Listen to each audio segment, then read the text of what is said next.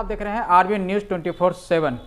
बदरपुर विधानसभा के अध्यक्ष आम आदमी पार्टी के डॉक्टर वीके जैन जी के पास आज हम लोग मौजूद हैं। और जैसे कि आप सभी को मालूम है कि जैसे जैसे लोकसभा चुनाव का समय नज़दीक आता जा रहा है, वैसे वैसे जो है किसान आंदोलन ने भी जो है रफ्तार पकड़ ली और कहीं ना कहीं मोदी सरकार के लिए एक बहुत बड़ी चुनौती है। और जैसे कि आज पुलिस के द्वारा जो है किसानों के ऊपर लाठीचार्ज किया गया, तो इसको लेकर आज हम वीके जैन जी से बातचीत करेंगे। साथ ही आम आदमी पार्टी के लोकसभा की कितनी तैयारी हो चुकी है वो भी हम जैन साहब से बातचीत करेंगे। सर, सबसे पहले स्वागत आपका। आपका भी यहाँ पधारने पर मैं स्वागत करता हूँ। सर, आज देश के अन्नदाताओं के ऊपर जो है पुलिस के द्वारा जो लाठीचार्ज किया गया है, तो इसको लेकर क्या कुछ कहना चाहेंगे? क्योंकि बीजेपी के नेता महेश सावना जी का तो ये भी कहना है कि जो लोग आंदोलन कर रहे हैं वो किसान नहीं है, बल्कि कुछ राजनीतिक दल के लोग हैं जो कहीं ना कहीं माहौल ख़राब करने का प्रयास कर रहे हैं। आपका क्या मानना है? देखिए, ये बहुत ही निंदनीय है। इसकी जितनी भर्त्सना की जाए उतनी कम है।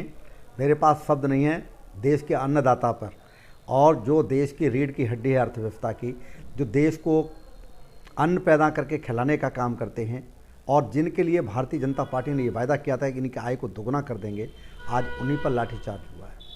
कभी इन्होंने दिल्ली में आकर के अपनी बात रखने के लिए बहुत दिनों तक जो है संघर्ष किया, और संघर्ष में इनके 750 लोग करीब मर गए।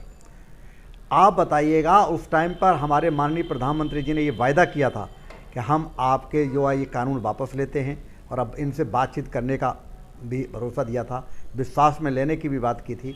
आज उस पर कोई काम नहीं हुई। आज फिर से लौट करके वही सी अन्नदाता को अपने जो है पेट की खातिर, अपने बच्चों की खातिर दिल्ली कूच करना पड़ा, और उसमें भी उन्हीं के लोग, उन्हीं के परिवार के लोग, उन्हीं के गांव के लोग जो पुलिस में भर्ती हैं बड़ी संख्या में, उन लोगों ने उन पर लाठीचार्ज किया।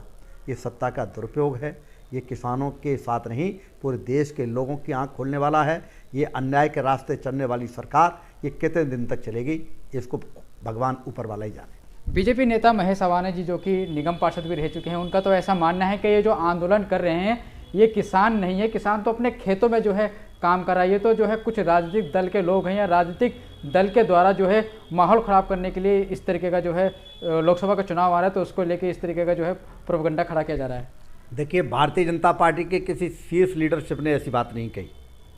महेश सावना जी जो है, उनके पास कोई ऐसा तंत्र मंत्र होगा जिससे वो पता कर लेते हैं ये किसान है या नहीं है। अगर महेश सावना जी जब ऐसा ही सोचते हैं तो कह देना चाहिए था उनको अपनी पार्टी से कि जो भी दिल्ली की ओर कूच करें वो अपने खेत की फर्द लेकर के, खसरा खतौनी की फर्द लेकर के, जमाबंदी लेकर के आएँ। ये एक असली किसान हैं और इसलिए ये परेशान हैं, और परेशान हैं इसलिए ये संघर्ष कर रहे हैं। अरे महेश सावना जी क्यों नहीं चले जाते? वो भी अपने को किसान बताते, वो चले जाएँ किसी आंदोलन में, क्योंकि उनको आंदोलन की इसलिए ज़रूरत नहीं है कि वो किसान है ही नहीं है, उनके पास तो कुछ और ही रास्ते हैं। लेकिन सच्चाई की बात यह है, ये असली किसान हैं, इसलिए संघर्ष कर रहे हैं। जिस आदमी के आय के साधन और हैं, वो वहाँ ऐसे जाड़े के दिनों में, ऐसी ठंडक में, और वहाँ अपने शहादत देने के लिए या लाठियाँ खाने के लिए नहीं आएगा। ये वो दर्द वाले व्यक्ति हैं जिनके दर्द की कोई सुनने वाला नहीं है, क्योंकि मोदी जी और अमित शाह के आगे तो पार्लियामेंट भी पंगु है, कोई सुनता नहीं है। उनकी पार्टी में कोई बोलने वाला नहीं है। विपक्ष की तो बात ही छोड़ दीजिएगा, सत्ता पक्ष के लोग भी नहीं बोल रहे हैं। और उनको ये बात भूल गए हैं कि जब जब अनीति होती है, इस सबसे बड़ी ताकत भगवान राम में है, और जब भगवान राम की नज़र उठेगी, ये लोग कहते हैं हम भगवान राम को लाए, इनको शर्म आनी चाहिए। अरे राम की बदौलत तुम हो, राम को कोई ला नहीं सकता है। और जिस दिन उनकी नज़र टेढ़ी हो जाएगी, उस दिन आपको अपनी हैसियत का पता लग जाएगा। अब की बार इनका आंकड़ा, बीजेपी का जो आंकड़ा है 400 के पार है। आपका क्या मानना है, क्या लग रहा है आपको? देखिए, जब भी देश में, मैं ये नहीं कह रहा इनका आंकड़ा क्या है और कितनी सीटें इन पर आएंगी, लेकिन जितना ये इंडिया गठबंधन को हल्के में ले रहे हैं वो भी नहीं इनको लेना चाहिए। विपक्ष को इतना हल्के में नहीं लेना चाहिए। हो सकता है कि राम के नाम का दुरुपयोग करके या धर्म को राजनीति में मिक्स करके, धर्म की प्रभावना के कारण या जनता को गुमराह करके धर्म के नाम पर ये सीटें ले जाएं। लेकिन मैं असली चुनाव उसको मानता हूं जो जनता दिमाग से वोट देती है, धर्म के नाम पर वोट नहीं देती है, काम के नाम पर वोट देती है। अरे भारतीय जनता पार्टी में हिम्मत है तो काम के नाम पर वोट मांगे। भगवान राम के नाम का दुरुपयोग क्यों करते हैं? अब भगवान नाम का दुरुपयोग करने वालों को भगवान राम ही सबको सिखाएंगे, और ये जनता सिखाएगी। हम तो भगवान राम से भी प्रार्थना करते हैं और जनता से भी प्रार्थना करती है कि इनके करतूतों को पहचानो, और जो जैसा कर रहा है उसको वैसा दंड दो। एक तरफ सर बरेली और हल्द्वानी में जो जिस तरह का माहौल हिंसा हुई थी जो देखने को मिली थी, उसके बाद जो किसान आंदोलन है, तो आपको क्या लग रहा है किस तरफ जा रहा देश? देखिए, जो भी हिंसा हुई है उसमें हम किसी कम्युनिटी का नाम नहीं लेना चाहते, लेकिन फिर भी आपको ये बता दें कि जो भी दोषी हो वो किसी समुदाय विशेष से हो, चाहे किसी धर्म से हो, किसी जाति से हो, उनके खिलाफ कानून के अनुसार कार्रवाई होनी चाहिए, लेकिन निष्पक्षता जरूर बरती जानी चाहिए। अगर कोई व्यक्ति निष्पक्ष नहीं है तो ये समझ लीजिए ये देश का बड़ा दुर्भाग्य है। और ये भारतीय जनता पार्टी से और उत्तर प्रदेश की सरकार से, केंद्र की सरकार से हम ये उम्मीद नहीं करते कि निष्पक्षतापूर्वक वो कार्य करें। अरे अटल बिहारी वाजपेयी कहते थे विपक्ष को मजबूत रखिए जिससे सरकार सही काम करे, और ये कहते हैं विपक्ष को खत्म कर दीजिए। इनकी सोच ही गलत है, ये जनता के साथ नहीं है, ये लोकतंत्र को खत्म करना चाहते हैं। हमारे माननीय अटल बिहारी वाजपेयी जी, आडवाणी जी तो आज की डेट में जीवित हैं, उनको भी मन में उन्हें लग रहा होगा कि ये कैसी सरकार है। सरकार तो बन गई उनकी पार्टी की, लेकिन क्या उनके इरादों की, विचारों की सरकार है? नहीं, बिल्कुल उनके विचारों के आचार विचार का प्रतिनिधित्व नहीं करती है सरकार। ये सरकार बांट करके राजनीति करती है। ये सरकार जो है, भारतीय जनता पार्टी जो है, धर्म के नाम पर राजनीति करती है। ये लोगों को जो है तहस नहस करके करती है। आज जो अंग्रेज काम क्या करते थे देश में बांटने का, वही काम तो ये पार्टी कर रही है। ये नया क्या कर रहे हैं? ये देश को बर्बाद कर रहे हैं। सर, लोकसभा चुनाव का समय नज़दीक आ रहा है और आम आदमी पार्टी लगातार जो है अपनी मीटिंगें लगातार करती जा रही है, तो लोकसभा के लिए कितने आम आदमी पार्टी तैयार हो चुके हैं, दिल्ली के लिए खासकर? देखिए, पार्टी का हमें निर्देश मिला कि कार्यकर्ताओं के साथ मीटिंग की जाए, कार्यकर्ताओं को जोड़ा जाए, मंडल स्तर पर भी मीटिंग की जाए, वार्ड लेवल पर भी मीटिंग की जाए, विधानसभा लेवल पर भी मीटिंग की जाए। हम उनको कर रहे हैं, ये हमारी पार्टी का रूटीन वर्क है। चुनावों के जैसे जैसे नज़दीक आते हैं तो ये जो क्रियाकलाप हैं हर पार्टी में ज़्यादा बढ़ जाते हैं। हमारी पार्टी के भी कार्यकर्ता अब ज़्यादा सक्रिय हो रहे हैं, क्योंकि चुनाव सर पर दिखाई दे रहा है। तो निश्चित तौर से जो पहले गतिविधियाँ थी उसमें अब बढ़ोतरी हो गई है और तेज़ी से लोग काम कर रहे हैं। हम लोग भी मीटिंग ले रहे हैं, लोगों से बातचीत कर रहे हैं। बाकी काम तो जनता का है, वोट जनता देगी। बदरपुर के अंदर आम आदमी पार्टी कहीं ना कहीं 2 से 3 गुटों में जो है, भागों में जो है बटी हुई थी। कितना आप विधानसभा अध्यक्ष बनने के बाद पूरी टीम को एक बैनर के नीचे लाने में कामयाब रहे अभी तक? देखिए, पार्टी बिल्कुल भी बटी हुई नहीं है। सच्चाई ये है कि कुछ लोग ऐसे हैं, कुछ तुच्छ लोग, उन गिनती के, वो उनकी गिनती भी नगण्य है, वे लोग पार्टी से अपने को ऊपर समझते हैं। और जो लोग पार्टी से अपने को ऊपर समझते हैं उनके लिए पार्टी में कोई विशेष महत्व नहीं है। उन लोगों को समय रहते अपने में सुधार कर लेना चाहिए। हमारी पार्टी का एक ही नेता है, माननीय अरविंद केजरीवाल, और जो है पार्टी जो है आम आदमी पार्टी है। इसका चुनाव चिन्ह झाड़ू है।